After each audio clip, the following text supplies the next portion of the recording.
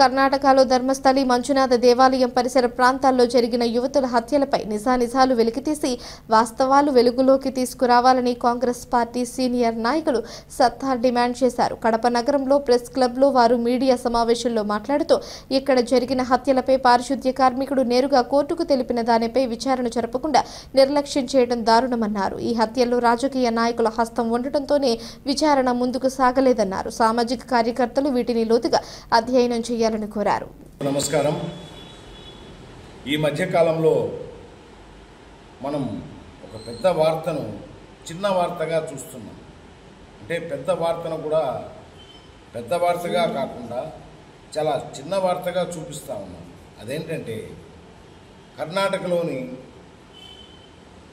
ధర్మస్థలి అనే ఊర్లో మంజునాథ స్వామి దేవాలయంకి సంబంధించి అక్కడ జరిగిన హత్యలకు సంబంధించి అనేక విషయాలను అక్కడ పనిచేస్తున్నటువంటి పారిశుద్ధ్య కార్మికుడు స్కావెంజర్ చాలా నిజాలను బయటపెట్టినాడు.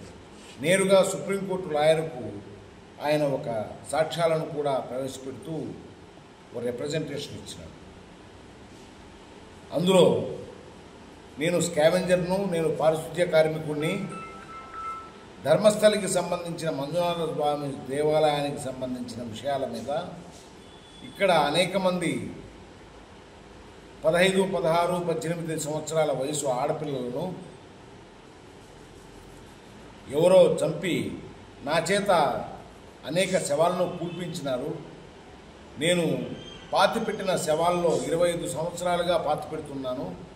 25 సంవత్సరాలుగా పాతిపెడుతున్న శవాలలో చిన్న వయసు కలిగిన ఆడపిల్లలు, యువత దీంట్లో ఎక్కువ మంది చనిపోయిన వాళ్ళు ఉన్నారు.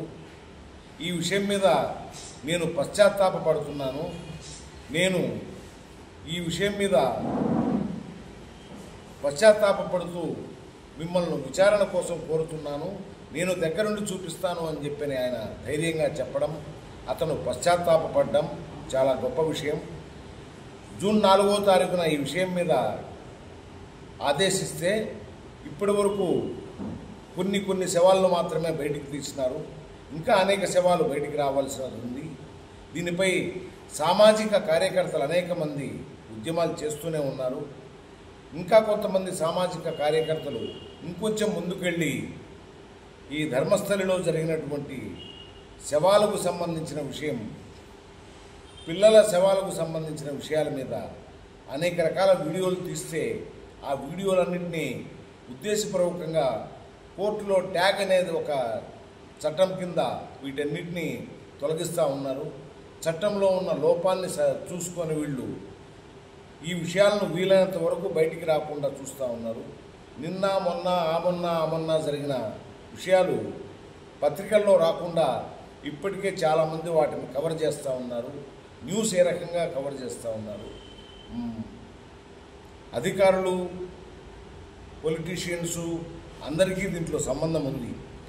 కొంతమంది శవాలు తవ్వినప్పుడు స్కూలు పిల్లల యూనిఫామ్ కూడా ఉంది అని చెప్పినట్టే, అంటే ఎంత మైనర్ పిల్లలను కూడా ఈ హత్యాకాండలో చేసినారు. అన్ని శవాలు కూడా అత్యాచారం జరిపి ఆ తర్వాత హత్య చేసినోటియే అని చెప్పని ఆ స్కావెంజర్ చెప్పినాడు.